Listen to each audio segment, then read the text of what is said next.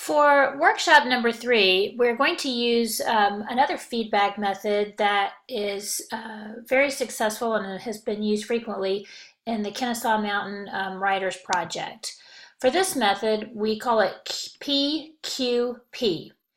The first P stands for praise. You find something positive to say about the work and why. Not just it's good, but I like this because. The Q stands for question. Ask a question about the work.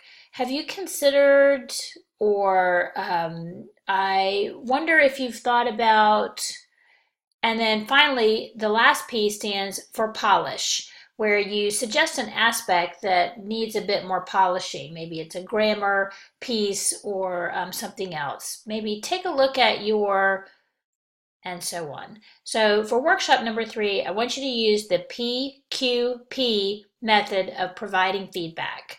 And you should indicate your P's, Q's, and other P's using the comments function.